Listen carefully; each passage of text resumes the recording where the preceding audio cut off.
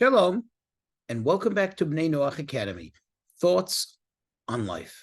Please remember to hit the like button, to subscribe, and most importantly, to share this insight and inspiration with friends and family. So a question I've been asked, are Jewish and non-Jewish prayer, I mean the prayers of a Jew versus a non-Jew, are they equal?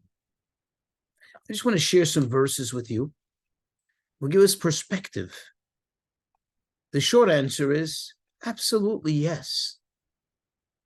In the eyes of God, everyone's prayer is important. Doesn't matter who you are, doesn't matter what you look like, as long as you're praying to God, and certainly as long as it's sincere.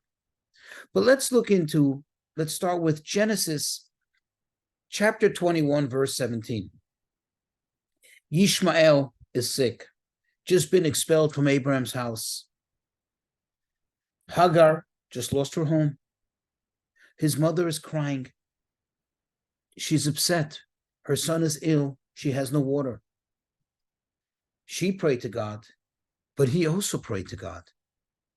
And it says in the verse that God listened to the voice, the sound of the youth, of the lad. He heard his prayer. Certainly God heard Hagar's prayer too, his mom.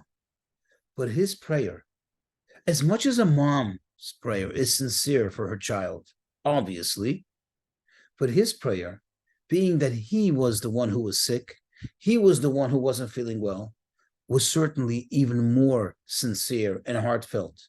And God listened to his prayer. He is the father of a nation that many years later did harm to God's chosen people. But that's okay. That has nothing to do with now. Now he's praying. Now he was sincere. Now he was turning to God. God listened to his prayer. Let's fast forward to the book of Kings 1.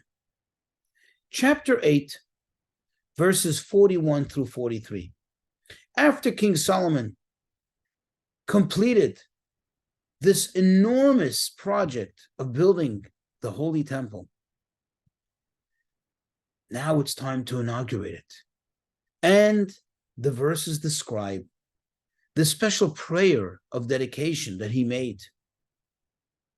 And if you look in verse 41, after asking God, please, may this house always be open for prayers of your people when they come to offer their offerings or to offer their sin confessions and sin offerings, to offer their repentance, to offer their thanks. Please receive it favorably. And then he says that even if it's a foreigner, meaning a non-Jew, someone coming from a distant place, physically or even spiritually, that is not from your nation, and they come here because they heard about your great name and about your mighty arm and about your strength and power, and they come and they pray to you through this house.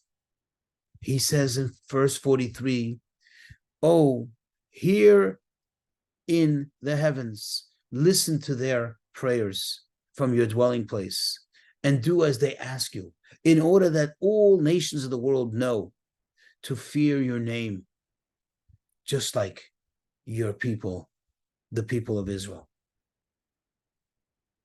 So you see, King Solomon didn't say, well, this is an exclusive house of prayer just for the Jews, just for my people. That really tends to be usually the way humans typically behave. But that's not the truth. And therefore, King Solomon could not do that. What did he say? What did he request? That all prayers, Jew and non-Jew, somebody who's close, somebody maybe who has been far, all their prayers, as long as they're here, as long as they're praying through this place, as long as they're sincere and praying to God's holy name, they shall be received favorably. And now we go to the prophecy in Isaiah 56, that's chapter 56, verse 7. And he says what's going to be the rebuilding of Jerusalem. And God says, I shall bring him to my holy mountain. And I will bring them joy in my house of prayer. I will receive their offerings favorably. And then he concludes with the words, Ki beiti beit tefillah yikareh l'chol ha'amim.